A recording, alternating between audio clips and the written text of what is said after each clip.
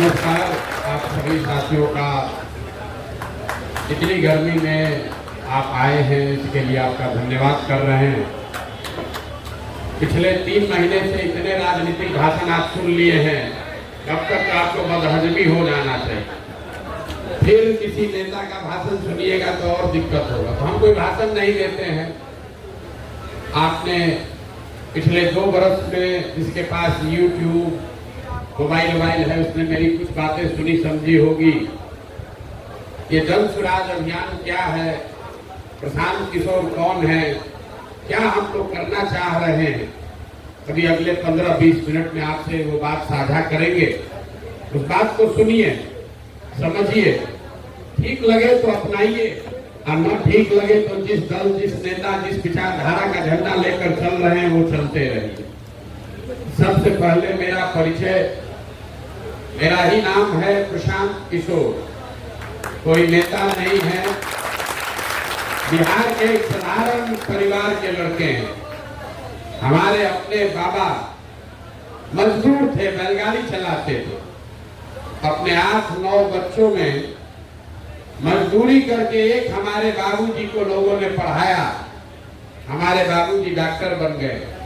हमारे पिताजी ने हमको पढ़ाया है, इसलिए हम खड़े होकर यहाँ भाषण दे रहे हैं। जब आपको अपने बच्चों की पढ़ाई की चिंता नहीं है तो नेता को जितना गाली देना है दे दीजिए, आपकी दशा सुधरने वाली नहीं, सुधरने वाली नहीं।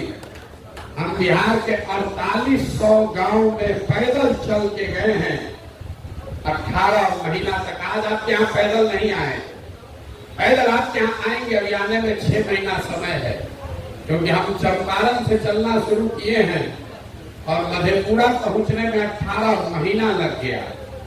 लेकिन आगे के जिलों में जैसे जैसे ये अभियान चला है, आप जैसे साथियों की जिज्ञासा, लोग चाहते हैं कि आप हमारे यहाँ भी आइए, तो पदयात्रा के बीच में विराम देकर हम आगे के जिलों में जा रहे हैं आपसे परिचय करने, आपको ये बताने की जन सुराज अभियान है क्या, क्यों पैदल चल रहे हैं। जन सुराज अभियान दल बनाकर चुनाव लड़ने जीतने का अभियान नहीं है। ये काम तो हम 10 वर्ष तक किए हैं। आप में से जो लोग भी हमारे बारे में थोड़ा बहुत भी जानता है, उसको मालूम है प्रशांत किशोर को और कुछ आए चाहे नहीं, चुनाव लड़ाने जिताने आता। पिछले 10 वर्ष में 2011 से लेकर 2021 तक ऊपर वाले की ऐसी कृपा है, सरस्वती की ऐसी कृपा है, तो 2011 से 2021 के बीच में मैंने जिसका भी हाथ पकड़ा है वो चुनावे नहीं हारा। लेकिन 2 वर्ष पहले हमने उस काम को छोड़ दिया और छोड़कर ये संकल्प लिया कि अब किसी दल और नेता का काम नहीं करेंगे। ऐसा क्यों? उसी काम को करके तो इतना नाम कमाए हैं, लोग बताते हैं बहुत पैसा भी कमाए हैं। तो उस काम को छोड़ क्यों दिए? क्योंकि 10 वर्ष बड़े बड़े दल और नेताओं के साथ रहकर उनको जिताकर प्रधानमंत्री, मुख्यमंत्री बनाकर देखा, दल और नेता के जीतने से जनता का जीवन नहीं बदलता। ये आपको हमको लगता है हमारा दल जीत गया, हमारा नेता जीत गया, हमारा जात वाला जीत गया, हमारा धर्म वाला जीत गया। जो जीत गया वो जीत के हेलीकॉप्टर पर गया और आपका बच्चा जहां था वहीं रह गया। तो मुझे इस बात का एहसास हुआ कि अगर भगवान ने हमको शक्ति बुद्धि दी है, जिसको हाथ पकड़ ले, जिसको सलाह दे दे, उसको जिता सकते हैं, तो नेता दल को तो बहुत जिता लिए। एक बार चल के बिहार की जनता का हाथ पकड़ते हैं, आपको सलाह देते हैं ताकि आपका जिंदगी भी बदले और आपके बच्चों का भी जीवन सुधरे। इसीलिए ये अभियान शुरू किए, आपको सलाह दे रहे हैं। हम इस दल के नेता नहीं हैं, हमारी भूमिका कुम्हार की है। घड़ा कैसे बनता है? घड़ा तो मिट्टी और चाक से ही बनता है। बढ़िया कुम्हार वही है जो मिट्टी और चाक को थोड़ा सा सहारा दे, अपने आप मिट्टी से और चाक से घड़ा बन जाएगा। तो गांव गांव में लोग पूछ रहे हैं कि काहे घूम रहे हैं गांव में? गांव में उसी मिट्टी और उसी चाक को खोजने के लिए चले। इसी समाज से जैसे दही को मथ के आप मक्खन निकालते हैं, आपके बीच से ही ऐसे लोगों को चुनकर निकालेंगे जिसमें वो नियत है, जज्बा है, ताकत है, काबिलियत है, और फिर आपके आशीर्वाद से उसी को जिता कर लाएंगे, तभी बनेगा जनता का राज। इसीलिए पैदल चल रहा है। इस पूरे अभियान में किसी दल और नेता का हम शिकायत नहीं करते। जो खड़ा होता है, कोई भाजपा को गाली दे रहा, कोई कह रहा है कि लालू जी देश को बर्बाद, बिहार को बर्बाद कर दिए, कोई कह रहा है कि नीतीश कुमार 18 साल में नहीं किए, कुछ नहीं किए। हम बिल्कुल इसका उल्टा बात बता रहे हैं। एक बार को इस बहस में मत पड़िए कि किसने गलत किया, किसने अच्छा किया। मान लीजिए सबने अच्छा किया, मान लीजिए कि 40 वर्ष कांग्रेस का शासन रहा, उन्होंने बड़ा विकास कर दिया। ये भी मान लीजिए कि लालू जी के राज में सामाजिक तौर पर गरीब और पिछड़ों को आवाज मिल गया, इसके लिए उनका सम्मान होना चाहिए। ये भी मान लीजिए कि नीतीश और भाजपा के राज में बिहार में सड़क, बिजली, पानी सुधार हो गया। लेकिन अगर सबके बात को सही मान भी लीजिएगा तो भी इस बात से कोई इनकार नहीं कर सकता है कि पूरे देश में सबसे ज्यादा गरीब, सबसे ज्यादा अशिक्षित, सबसे ज्यादा भुखमरी और बेरोजगारी वाले लोग बिहार में रहते हैं। काहे के लिए इसमें बहस में पड़े हैं कि इसको किसने बर्बाद किया? इस बहस में पड़िए कि इससे ये निकलेंगे कैसे। नेताओं को गाली देने से नहीं निकल पाइएगा, वही रास्ता बताने आए हैं। अभी 10 मिनट में वही रास्ता बताएंगे, और रास्ता बताएं उससे पहले जरूरी है कि आपको आईना भी दिखाएं। इस अभियान में भाषण हम चाहे कुछ भी दें, एक सवाल पूरे बिहार में जाकर हमने पूछा, और अभी आपसे भी पूछेंगे, आपको भी उसका जवाब देना पड़ेगा। आपको दिखेगा कि गलती लालू, नीतीश, मोदी में है कि गलती आप में है, और आपको वहीं से उसका रास्ता भी दिखेगा। जितने लोग आप आए हैं, हम लोग एक विद्यालय के प्रांगण में बैठे हैं। दुनिया भर के विद्वानों ने बताया है कि गरीबी से निकलने के 3 ही रास्ते हैं। याद रखिए, 3 ही रास्ता है गरीबी से निकलने का। अगर आपके पास नौकरी हो, या आपके पास बढ़िया खेती हो, या बिजनेस व्यापार हो, चौथा कोई उपाय नहीं है। अगर नौकरी चाहिए तो बढ़िया शिक्षा होना चाहिए, खेती करनी है तो उसके लिए जमीन होना चाहिए, और बिजनेस व्यापार करना है तो उसके लिए पैसा पूंजी होना चाहिए। अभी 5 मिनट में आपको बताएंगे, पूरे बिहार में आपके हमारे बच्चों के पढ़ने की सुविधा ही नहीं है। जो गरीब का बच्चा है वो पढ़ने जाता है, वो पढ़ नहीं रहा है, खिचड़ी खाया घरे चला है। हम लोग भी सरकारी विद्यालय से पढ़े हैं, इसी बिहार के सरकारी विद्यालय से पढ़कर निकले हैं। पहले जिला में, प्रखंड में 1-2 विद्यालय ऐसा जरूर था जब सरकारी भी था, लेकिन पढ़कर लोग आगे बढ़ सकते थे। अब संख्या बहुत बढ़ गई, लेकिन पढ़ाई कहीं नहीं हो रहा। आप में से कुछ पैसे वाले लोग हैं, अपने बच्चों को प्राइवेट स्कूल में पढ़ा रहे हैं। आपके बच्चों को भी रोजी रोजगार, नौकरी नहीं मिल रहा। वो क्यों? वो इसलिए स्कूल आप भले प्राइवेट में पढ़ा लीजिए, कॉलेज तो उसको सरकारी में ही जाना पड़ेगा। तो लालू नीतीश के इस राज में स्कूल से खिचड़ी बट रहा है और कॉलेज से डिग्री बट रही है, पढ़ाई दोनों में कहीं नहीं हो रहा। जब आपका बच्चा पढ़ेगा ही नहीं, जब आपका बच्चा पढ़ेगा ही नहीं, तो चाहे लालू बन जाए कि मोदी बन जाए, चाहे तेजस्वी बन जाए कि नीतीश बन जाए, आपके अनपढ़ बच्चे को कोई कलेक्टर नहीं बना सकता। इस बात को पहले आप समझिए। अपने बच्चे का ठिकाना ही नहीं है। सब लोग देश का विश्व गुरु बनाने के चक्कर में लगा है। सब बड़े बड़े बात कर रहा है, कोई बात नहीं कर रहा है कि हमारा बच्चा पढ़ेगा कि नहीं पढ़ेगा। तो अभी आपको पढ़ाई की बात बताए। दूसरी बात, दूसरा रास्ता है खेती। कोई कह सकता है कि पढ़ाई लिखाई करके भी फायदा नहीं है। खेती से आपका जीवन क्यों नहीं सुधरा? यही खेती करके हरियाणा, पंजाब में लोग इतना राजा हो गए, बिहार में खेती से लोगों का जीवन क्यों नहीं सुधरा? वो इसलिए कि समाजवाद की जमीन पर 100 में 60 आदमी के पास बिहार में एक धूर जमीन नहीं है। ये आंकड़ा याद रखिए। यहाँ गरीब की बात हुई, सामाजिक न्याय की चर्चा हुई, लेकिन भूमि सुधार लागू नहीं किया गया। देश में 100 में 38 आदमी के पास जमीन नहीं है। बिहार में रहने वाले 100 में 7 आदमी के पास जमीन है ही नहीं। जिसके पास जमीन है ही नहीं, खेती करेगा कैसे? बच गए 40 लोग जिनके पास जमीन है। उस 40 में 35 आदमी ऐसा है जिसके पास 2 बीघा से कम जमीन है। तो जो 2 बीघा से कम का खेती कर रहा है, उसको खेती से कोई लाभ नहीं है। तो आपके पास पढ़ाई है नहीं कि आपके बच्चे नौकरी पाएंगे, और आपके पास जमीन खेती है नहीं कि आप उससे कुछ फायदा कीजिएगा, तो आप गरीबी से निकलिएगा कैसे? एक रास्ता और बचा। लोगों ने बताया अगर आपके पास व्यापार हो, कोई ना कुछ रोजी रोजगार का व्यवस्था हो, दुकान खोल लीजिए तो कुछ ना कुछ आपका भला हो सकता है। वो आप क्यों नहीं कर पाए? उसके लिए नेता का क्या जरूरत है? आपको यहाँ खाद का दुकान खोलना है, सिंघाड़ा का, मिठाई का दुकान खोलना है, उसके लिए नेता का क्या जरूरत है?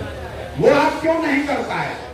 वो इसलिए याद रखिए, 100 में 80 आदमी जो बिहार में रहता है, 100 में 80 आदमी दिन में 100 रुपया भी नहीं कमाता है। ये एकदम याद रखिए, कितनों नेता दावा कर ले, 100 में 80 आदमी दिन में 100 रुपया भी नहीं कमा रहा। लोग पूछता है भैया मजदूरी है 300 रुपया, 100 रुपया कैसे नहीं कमा रहा है? तो मेरे भाई परिवार में 5 आदमी है, एक आदमी मजदूरी करता है, उसको 300 रुपया मिलता है, तो हर दिन का 60 रुपया तो हुआ, और वो भी उसको 30 दिन मजदूरी नहीं मिल रही है, 15 दिन मिल रहा है, तो 30 रुपया हुआ। इस बात को याद रखिए। इस महंगाई के जमाने में बिहार में रहने वाले 100 में 80 आदमी के पास 100 रुपया कमाने का उपाय नहीं है। आप खाइएगा क्या, बचाइएगा क्या? आप रोजी रोजगार के लिए पैसा पूंजी कहां से लाइएगा? तो आपके पास नौकरी के लिए पढ़ाई है ये नहीं है, खेती के लिए जमीन है ही नहीं, और रोजी रोजगार के लिए पैसा पूंजी है ये नहीं, तो गरीबी से निकलिएगा कैसे? जिसको वोट देना है दे दीजिए। सरकार चाहे सड़क बना दे कि 5 किलो अनाज बांट दे, आपको आरक्षण दे दे कि सड़क बना दे कि बिजली ला दे, तो सब काम सरकारों ने किया है, फिर भी आपका गरीबी दूर नहीं हुआ। तो मेरे भाई, अगर गरीबी दूर करना है तो यही 3 उपाय है। बच्चों के लिए बढ़िया पढ़ाई होना चाहिए, जो यहाँ खेती करने वाला है उसके पास बढ़िया जमीन होना चाहिए, और जितने युवा है, महिला है, उसको घर घर रोजी रोजगार के लिए पैसा पूंजी होना चाहिए। अब आप कहिएगा कितना ज्ञान तो आप दे दिए, ये बताइए होगा कैसे? आप दिमाग फटला रहे हैं, कौन नेता को वोट देके काम हो जाएगा? अभी वही आपको रास्ता बताएंगे। पहले आप देखिए इस दुर्गति में पड़े क्यों हैं। जितने लोग आप यहाँ बैठे हैं, हाथ उठाकर सवाल का जवाब देंगे, हाथ उठाकर सबको बोलना है, हाँ चाहे ना। सोच के जरा बताइए, और कुछ हो या ना हो, पूरे बिहार में हर आदमी के बच्चों के पढ़ने के लिए अच्छी व्यवस्था होनी चाहिए कि नहीं होनी चाहिए? भाई यहाँ जिसको जिसको लगता है जोर से बोलिए, रिकॉर्ड होगा। जोर से बोलिए, होना चाहिए कि नहीं होना चाहिए? मंच पर जो बैठे हैं इनके लिए भी कह रहे हैं, होना चाहिए ना। देखिए कितना आदमी होशियार, हर आदमी ने कहा है, बच्चा, बूढ़ा, अनपढ़, गंवार, सब ने कहा ना भैया कुछ हो चाहे नहीं, पढ़ाई का व्यवस्था तो होना ही चाहिए। तो जब सब लोग अपने अपने जरा बच्चों का चेहरा याद कर लीजिए, और अपने बच्चों के नाम पर एक बार ईमानदारी से बताइए, आप में से किसने जीवन में एक बार भी अपने बच्चों के पढ़ाई के लिए वोट दिया है? देखिए, नजर घुमा कर देखिए, चुप। बच्चों के पढ़ाई के लिए अगर वोट दिए हैं तो बताइए। हर आदमी चाहता है पढ़ाई होना चाहिए, लेकिन वोट देंगे 5 किलो अनाज पर। पढ़ाई होना चाहिए लेकिन वोट दीजिएगा मंदिर पर, तो मिलेगा कैसे? अरे भाई, आप कह रहे हैं कि नेता हमको बुर्बक बना रहा है, हम आपको कह रहे हैं कोई आपको नेता बुर्बक नहीं बना रहा। आप तो झूठे ठगाने के लिए तैयार बैठे, आओ भैया ठग लो हमको। आपको कि अगर पढ़ाई होगा, दूसरे की बात छोड़ दीजिए, अपने बच्चों की, अगर अपने बच्चों के लिए पढ़ाई होगा तो उसका जीवन सुधरेगा। लेकिन आपने आज तक अपने बच्चों के पढ़ाई के लिए वोट नहीं दिया। हम नहीं कर रहे, आपने स्वीकार किया। आप कर रहे हैं कि हम वोट बढ़िया आदमी को दे रहे, भैया कामयाब नहीं कर रहा। मेरे भाई, आपने वोट दिया मंदिर बनाने के लिए, तो आपके गांव देहात शहर में फैक्ट्री, नाली, गली, सड़क बने चाहे नहीं, आपके वोट में इतना ताकत है कि अयोध्या में राम मंदिर बन गया। बना है कि नहीं बना है? बोलिए, बना है कि नहीं बना है? आपने वोट दिया 5 किलो अनाज के लालच में, तो बिहार में चाहे जितना भ्रष्टाचार है, 1 किलो चोरी करके 4 किलो अनाज मिल रहा है कि नहीं मिल रहा है? तो वोट दे रहे हैं, पा रहे हैं, इतने तो बात है। आप पूरा समय इस पर लगाते हैं कि वोट किसको दें। हम आपको समझा रहे हैं वोट जिसको देना है दो। वोट किस बात के लिए देते हैं, इस बात की महत्ता है, इसकी ताकत है। वोट चाहे मोदी को दीजिए कि नीतीश को दीजिए, लालू को दीजिए कि प्रशांत किशोर को दीजिए, यही अभियान में सिखा रहे हैं। जिसको मन है उसको वोट दीजिए, लेकिन वोट अपने बच्चों के लिए दीजिए, अपने बच्चों के पढ़ाई रोजगार के लिए दीजिए। लोग कह रहा है कि नीतीश के राज में एकदम सब बिहार बर्बाद हो गया। इसी नीतीश के राज में चाहे सब बर्बाद हो गया, आपने वोट दिया बिजली के लिए, याद होगा आपको। आपने 2010 में बिजली लाने के लिए वोट दिया, लालू के राज में बिजली नहीं था, तो नीतीश के राज में और कुछ हुआ चाहे नहीं, घर घर गांव गांव बिजली आ गया। जिस चीज के लिए भी आपने वोट दिया, आपने रंगदारी, अपहरण, बदमाशी के रोकने के लिए वोट दिया, तो आज लोग कहता है भैया आरजेडी वाला आ जाएगा तब भी। अब पुराना बात नहीं हो सकता है, क्योंकि बिहार के लोगों ने वोट दिया कि अपहरण, रंगदारी नहीं चाहिए। जिस चीज के लिए वोट दोगे वो चीज आपके बच्चों को कम या ज्यादा मिलेगा ही मिलेगा।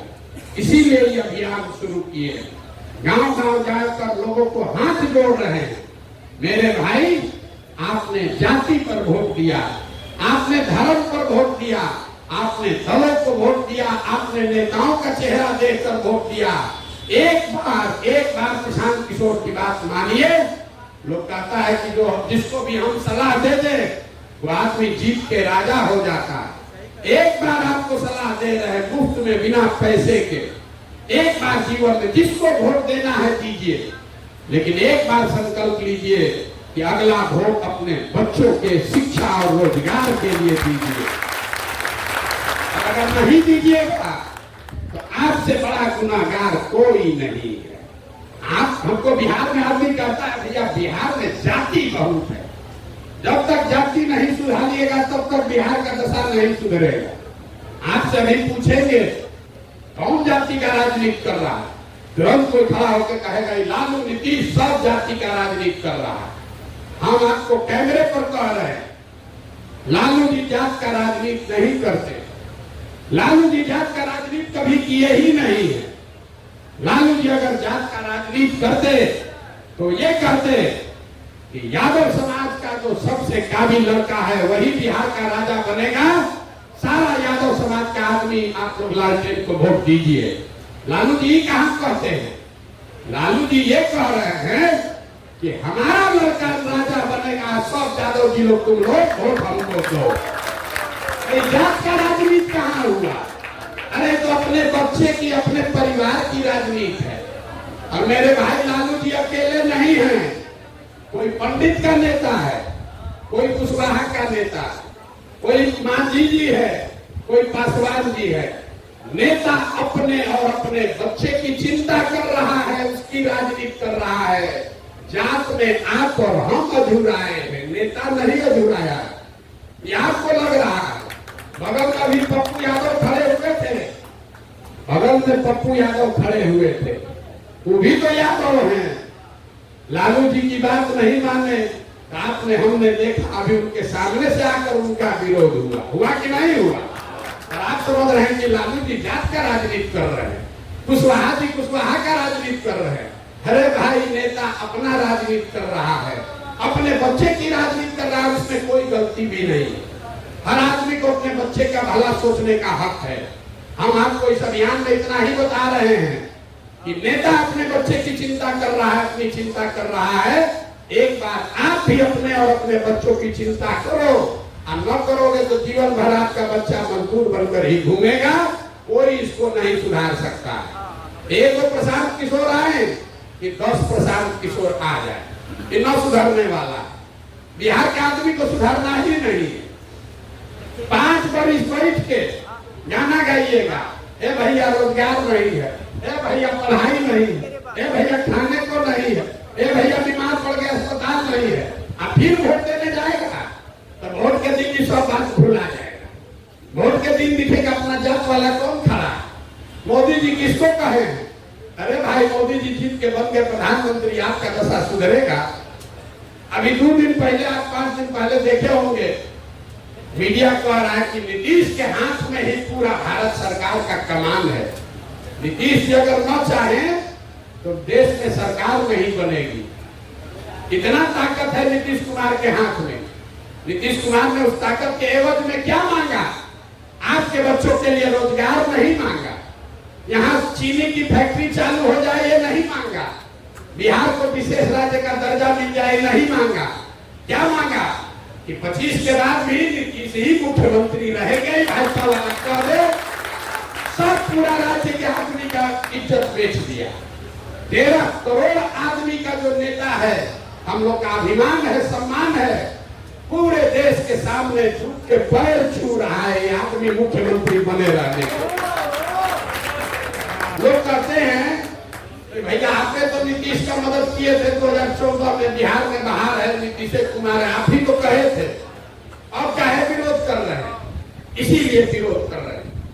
14 के नीतीश कुमार और 24 के नीतीश कुमार में जमीन आसमान का फर्क है। 14 में नीतीश कुमार ने मोदी के सामने झुक के पैर नहीं छुआ था। 14 के नीतीश कुमार ने अपना जमीन नहीं बेचा था। अभी वो आदमी मुख्यमंत्री बने रहने के लिए कुछ भी करने को तैयार है। नीतीश कुमार को अपनी चिंता करने दीजिए, आप अपनी चिंता कीजिए, अपने बच्चों की चिंता कीजिए। इसीलिए ये अभियान शुरू किए हैं। सब बात सुनने के बाद लोग कहता है भैया बिहार में तो विकल्प नहीं है, क्या करें? एक और नागनाथ, एक और सामनाथ, किसको वोट दें हम लोग? इसीलिए ये अभियान शुरू किए। आपके बीच से ऐसे लोगों को चुन कर निकालेंगे, ऐसे लोगों को चुनकर निकालेंगे जिसको आप कह रहे हैं कि भैया इस आदमी को आगे बढ़ाइए, जिताइए, ये आदमी समाज का कुछ भला करेगा। आपके पास पैसा नहीं है तो कोई बात नहीं है, आप में राजनीतिक सूझबूझ नहीं है तो कोई बात नहीं है, आपकी जाति की संख्या नहीं है तो भी कोई बात नहीं है, लेकिन अगर आप में नियत है, जज्बा है, तो आप पैसे की, राजनीतिक सूझबूझ की, चुनाव की चिंता अपने भाई, अपने बेटे प्रशांत किशोर पर छोड़िए, लेकिन एक बार अपने बच्चों के लिए खड़ा होइए। एक बार अपने बच्चों के लिए खड़ा होइए। आपके पीछे अपनी ताकत, शक्ति, बुद्धि, पैसा सब लगाएंगे और जनता के आशीर्वाद से आपको जिता कर लाएंगे। बिहार कब सुधरेगा? जब यहाँ 100-150 अच्छे लोग विधायक बनेंगे, जब 4-5 हजार अच्छा आदमी मुखिया बनेगा, जब 40-50 हजार अच्छा लोग वार्ड सदस्य बनेगा। खाली मुख्यमंत्री बदलने से बिहार नहीं सुधर सकता है। पूरा व्यवस्था में जंग लग गया है, घून लग गया है, नीचे से लेकर ऊपर तक सब तो चोरिये कर रहा है। लोग कह रहा भैया आपके नेतृत्व में सुधरेगा। हम आपको सामने से कह रहे हैं, एक प्रशांत किशोर को छोड़िए, 10 प्रशांत किशोर को भी आप नेता बना दीजिएगा तो बिहार नहीं सुधरेगा। जब तक आप नहीं सुधरिएगा, जब तक आप अपने बच्चों के लिए नहीं खड़ा होइएगा, तब तक कोई बिहार को नहीं सुधार सकता है। यही आपसे आग्रह करने आए हैं, न्योता दे रहे हैं, निमंत्रण दे रहे हैं, आइए, जगिए, अपने बच्चों के लिए खड़ा होइए। सारी साधन, व्यवस्था, सलाह, सुविधा जो भी भगवान ने हमको दिया है सब आपके पीछे लगाएंगे। कि रोना रोना बंद कीजिए कि भैया विकल्प नहीं है। विकल्प अगर नहीं है तो बिहार के लोगों को ही विकल्प बनाना पड़ेगा। आज बनाइए कि 20 वर्ष के बाद बनाइए, हम बनाएं या कोई दूसरा बनाए, बनाना तो बिहार के आदमी को ही पड़ेगा। केरल का आदमी आकर बिहार नहीं सुधार सकता है। और हम कोई बड़ी बात नहीं कह रहे हैं। अगर ये व्यवस्था बनी तो 3 चीज जो इसके मूल में है कि 15 साल से कम आयु के हर बच्चे के लिए 5 वर्ष में विश्व स्तरीय देश में सबसे अच्छी जो पढ़ने की व्यवस्था है उसको बनाकर किया जाए।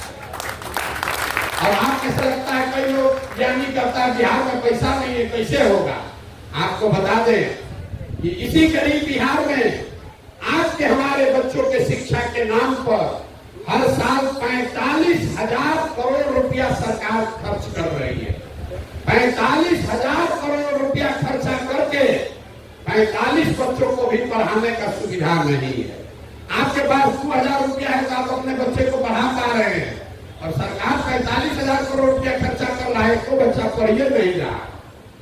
तो सबसे पहला लक्ष्य है कि 15 साल से कम उम्र के हर बच्चे के पढ़ाई की व्यवस्था 5 साल के अंदर निश्चित तौर पर की जाए। और दूसरी बात, 15 से 45 साल के जितने युवा हैं उनको नौकरी हम नहीं दे सकते। हम झूठ नहीं बोल रहे हैं कि नौकरी दे देंगे, नौकरी नहीं दी जा सकती है, लेकिन हर युवा को, हर महिला को 15 से 45 साल का जो युवा रोजी रोजगार करना चाहता है उसको हम पूंजी जरूर दिलवा सकते हैं। बैंक से आपको सस्ते दर पर कर्जा दिलवा सकते हैं ताकि हर घर में लोग रोजी रोजगार कर सके। और तीसरी बात, जो पैदल चलते हुए हमने देखा बिहार में सबसे ज्यादा कष्ट में जो 60 साल से ऊपर के लोग हैं, उनका शरीर थक गया है, अब वो मजदूरी भी नहीं कर पा रहे हैं। बाल बच्चा बाहर से कुछ पैसा भेजता है तो उसका काम चलता है, उसको बिहार सरकार 400 रुपया का भीख दे रहा है पेंशन के नाम पर।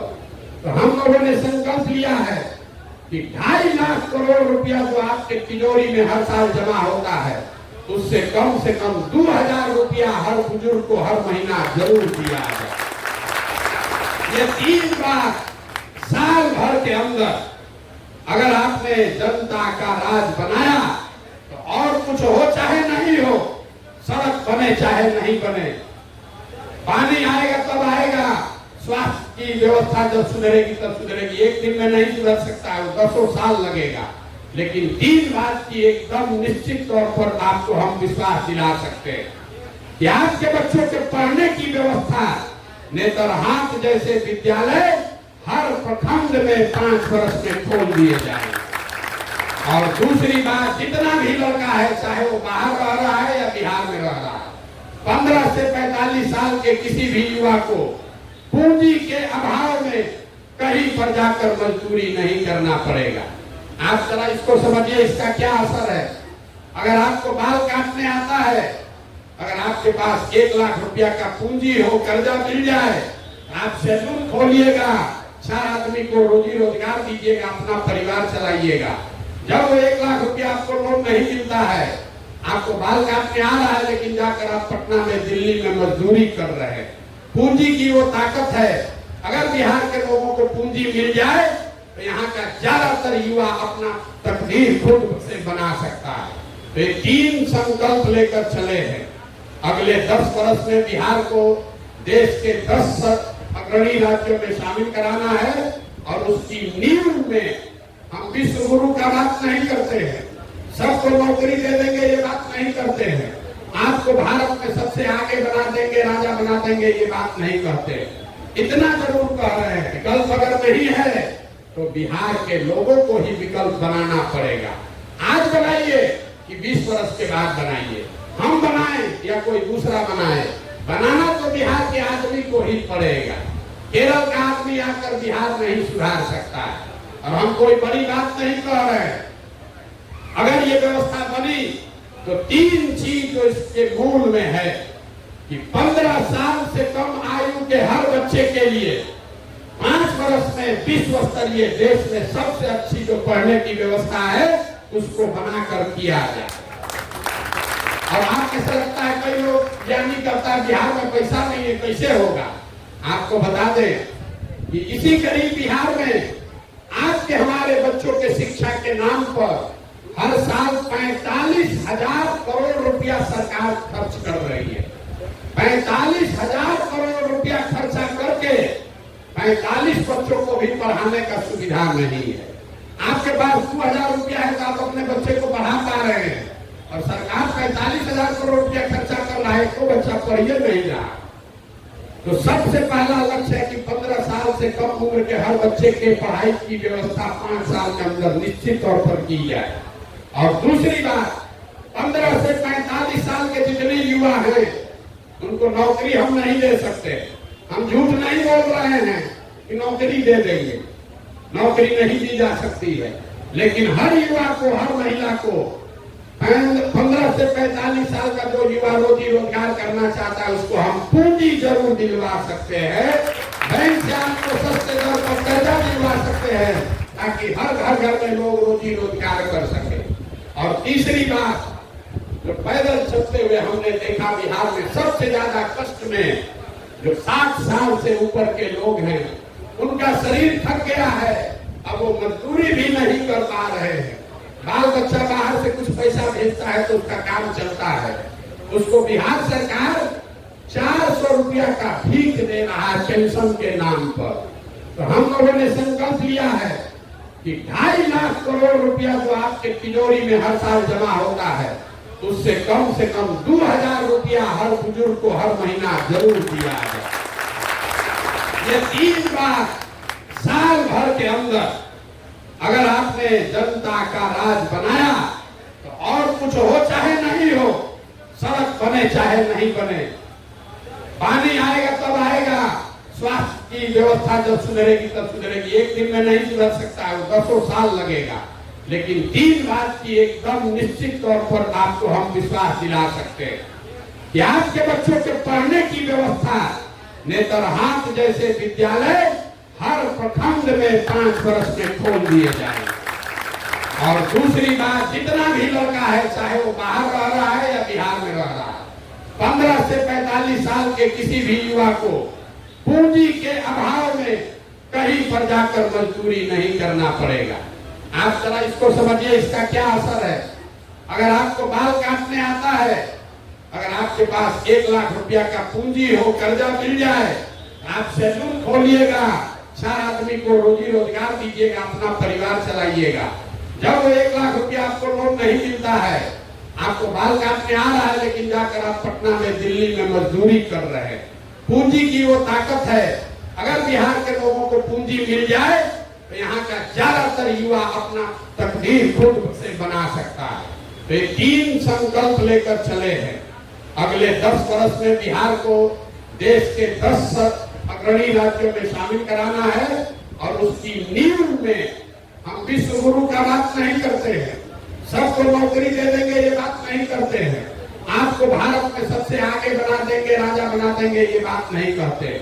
इतना जरूर कह रहे हैं कि आपको बिहारी होने के नाम पर कोई बेइज्जत नहीं करेगा, जलालत नहीं सहनी पड़ेगी, और आपके बच्चों के लिए पढ़ने की व्यवस्था होगी, युवाओं के लिए रोजी रोजगार के लिए पैसा पूंजी होगा, और 60 वर्ष से ऊपर हमारे जो भाई बहन, माता भाई, चाचा रह रहे हैं, उनको इज्जत से जीने के लिए कम से कम 2000 रुपया का व्यवस्था होगा। सिर्फ 3 ही बात कह रहे हैं।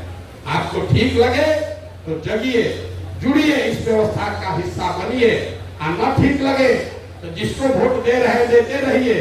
अभी भी आपने लोकसभा में वोट देकर जिताया है, 2-4-6 महीना और देख लीजिए, कुछ बदलने वाला नहीं, कुछ नहीं बदलने वाला। अगर बदलना है तो आपको खड़ा होना पड़ेगा, अपने और अपने बच्चों के लिए खड़ा होइए। यही आह्वान करने आए हैं। आप आए, इतनी गर्मी में आपने ये सम्मान दिया, उसके लिए धन्यवाद कर रहे हैं। आपके यहाँ पैदल चलते हुए आपके गांव में भी हम आएंगे, 6 महीना लगेगा। अभी मधेपुरा से सुपौल होते हुए हम पहले किशनगंज, पूर्णिया, कटिहार, अररिया होते हुए भागलपुर, उसके बाद आएंगे। तब आपके गांव में पैदल भी आएंगे, आपसे मुलाकात भी होगी, बात भी होगी, आपके गांव पंचायत की समस्या को समझेंगे भी, और उसका निदान करने का उपाय भी बताएंगे। आपने हमारी बात सुनी, इसके लिए बहुत बहुत धन्यवाद। इस पूरे अभियान में हम एक ही नारा लगाते हैं, प्रशांत किशोर का नारा लगाने से नहीं होगा, एक ही नारा है, उस धरती का नारा है। मैं बोलूंगा जय बिहार, आप सबको बोलना है पूरी ताकत से, जय जय बिहार, जय बिहार। कितने दम है बिहार के लोगों में? नवगछिया के आदमी में इतने दम है, इसीलिए ना बिहारी कह के हम लोग के बाल बच्चों को लोग गाली दे रहा। अरे अपने धरती के लिए भी आवाज नहीं निकाल सकते हैं। जय बिहार, जय बिहार। ये नारा क्यों लगवा रहे? हम बिना मतलब के कोई काम नहीं कराते। ये नारा इसलिए लगवा रहे हैं कि इस मिट्टी का गौरव करना सीखिए, जिस मिट्टी पर आपके माँ बाप और पूर्वज पैदा हुए। आज जिसको बिहार कहते लोग गाली देता है, बिहारी कहते अपमानित करता है। ये ज्ञान की भूमि है। देवताओं को भी इसी बिहार में आकर ज्ञान मिला है। आज की दुर्दशा देखिए, आपके हमारे पूर्वजों ने यहीं पर नालंदा यूनिवर्सिटी बनाया था। पूरे दुनिया से लोग पढ़ने के लिए बिहार आते थे। और आज हम आप अपने को बड़ा होशियार समझ रहे हैं। हम लोगों ने जो व्यवस्था बनाई है, इसमें आपके हमारे बच्चों को 5वां क्लास पढ़ने का भी व्यवस्था नहीं है।